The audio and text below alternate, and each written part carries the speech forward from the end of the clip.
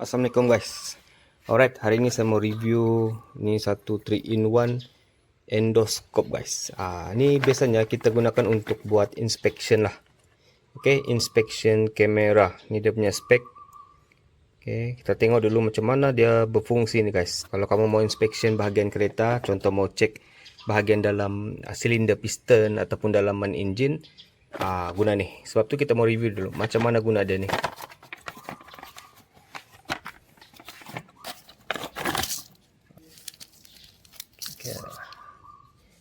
Hujung dia ni kabel USB dan dia ada beberapa adapter lah. Kalau kamu tengok sini ada mini USB, micro ke mini. Okay, yang ni type C. So untuk kita pasang di telefon, sebab dia cakap yang ni boleh connect direct ke smartphone, jadi kita akan connect yang type C ni. Kemudian ni dia punya kamera. Kamera dia pula berlampu guys. Tu LED yang warna kuning tu LED. Kita try hidupkan dulu, connect, baru kita boleh nampak lah. Dia ada software dia, ada application dia. Okay, ini dia punya software installation, ada di sini. Okay, ini dia punya apps. Saya sudah install lah. Okay, cuma saya belum connect. Connector dia macam ni. Okay, saya sudah connect. Okay.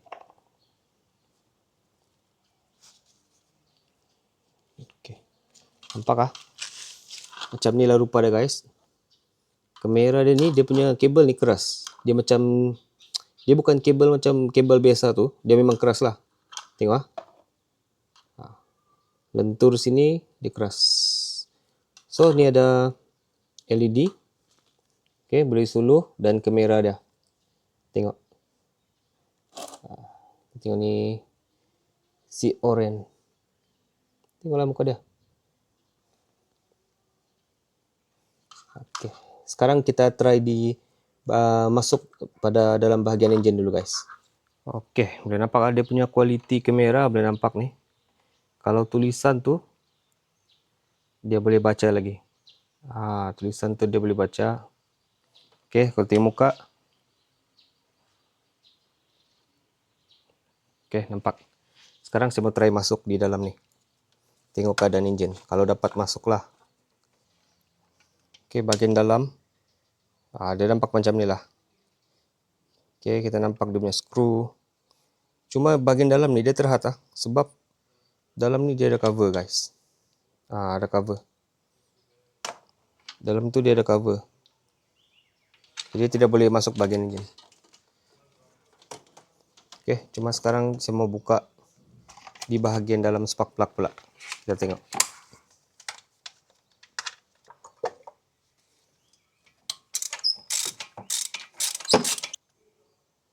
Okay guys, ni spark plug yang dulu saya pernah ganti juga. Spark plug iridium. Okay, sekarang kita mau tengok apa terjadi di dalam tu.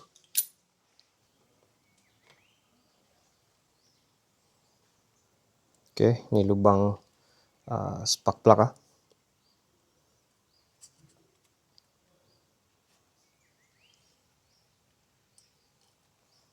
ni bahagian dalam dia guys. Okay, bahagian dalam dia macam ni. Ni piston ni. Okay, kepala piston dia. Cuma saya tidak nampak dia punya silinder. Okay, ni kepala piston dia guys. Nampak macam bergerak juga. Saya pun terkejut juga tengok. Okay, so guys, itu saja guys. Nampaknya benda ni dia memang membantu jugalah untuk buat inspection dalaman kenderaan. Okay, sebab dia boleh nampak, tapi kualiti dia agak kurang, tapi boleh nampak. Kalau andai kata kita mau cek keadaan piston, kan piston tu di bahagian dalam, kita tidak tahu keadaan dia macam mana, ada bocor ataupun ada basah leaking, kita boleh tengok lah. Tapi dengan harga dia ni kira okey. Kalau kamu mau cari yang HD lagi, boleh cari yang lebih mahal lah. Okay, yang ni jenis budget. Dia punya panjang kabel ni panjang jugalah. Okay, rasanya kabel ni dalam 1,5 meter. Okay, itu saja guys perkongsian saya. Saya review sedikit pasal kamera ni. Jangan lupa subscribe, like dan share video ni guys. Okay.